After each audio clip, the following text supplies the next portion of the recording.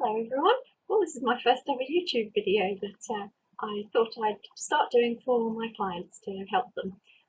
I'm a Cambridge Weight Plan consultant. I lost 7.5 stone myself using Cambridge Weight Plan about 3.5 years ago now. And I think that one of the only reasons after a lifetime of yo-yoing with my weight, the only reason this time that I've got a grip on myself and my weight issues is because I was prepared to take a really long, hard look at myself and how I was using food rather than fuel. And I also come at this from a nursing background because I trained as a registered general nurse many years ago, although I haven't practiced for a long time now. And so a lot of the way I work and look at things with my clients is very much with a science hat on as well, and mix the two, so psychological and physical stuff that goes on inside our bodies to help us understand why we do what we do. So today, for my first ever video, I'm going to do a read to you from a book called Gillian Riley, by Gillian Riley, called Willpower. And it's from page 35 if you've got the book, and the title is Self-Punishment. And I think it sums up brilliantly a lot of how I used food in the past, and hopefully it will resonate with some of you. Self-punishment. One of the most common theories is that people turn to addictions to comfort themselves, and in doing so ease or avoid difficult emotions. They feel miserable, so they distract themselves with food, drink, cigarettes, or whatever to suppress the unpleasant feelings. They may be associated, these unpleasant feelings, with unsatisfactory circumstances in life and unhappy relationships, either now or in the past. It's important to see that when addiction is associated with low moods, it's actually really self-esteem that's the crucial issue. Of course, people don't only turn to addictive behaviour when they feel down. Addictions are often part of everyday life, good times, intimacy, even celebrations. But as far as the negative emotions are concerned, your mood will drop whenever your self-esteem drops, and I certainly recognise this. At those times, when you are feeling despondent, unmotivated, depressed, or just plain miserable, it can be extremely helpful to understand it as an experience of lower self-esteem. This may have its roots in your past, but it's your present judgment of yourself that creates the real misery. Your judgment that you are unworthy or incompetent, and that you don't deserve what you have or what you want. So when it's from a weight perspective, obviously getting to goal is the issue here.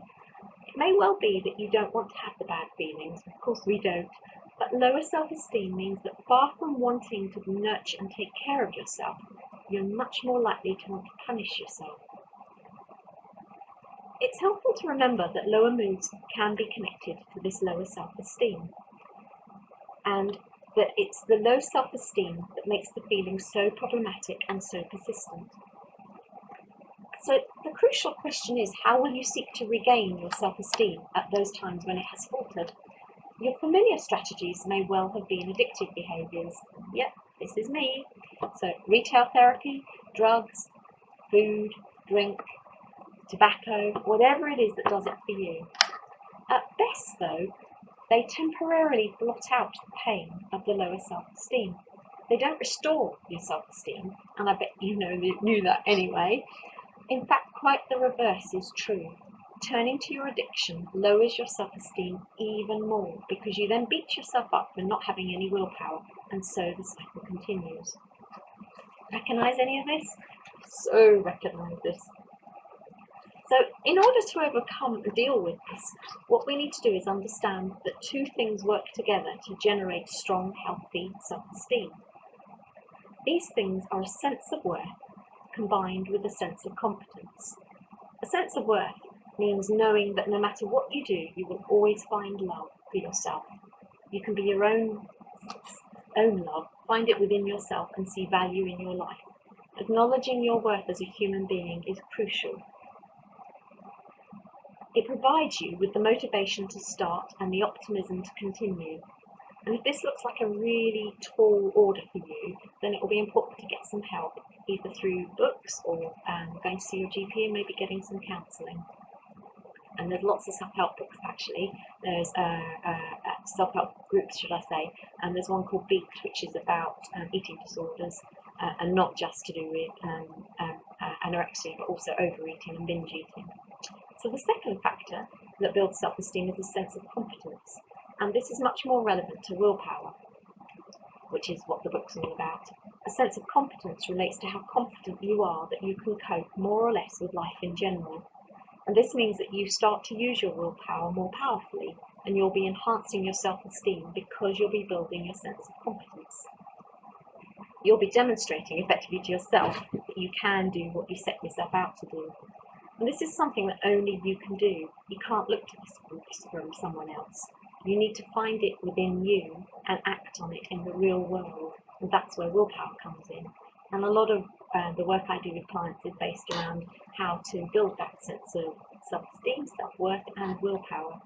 And so that's a lot of what I do.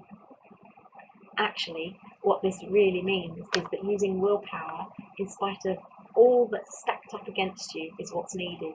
It means using willpower even though you don't expect to succeed, even though you don't think you're worth it, and even though you'll be strongly tempted to cave in halfway through or even at the beginning.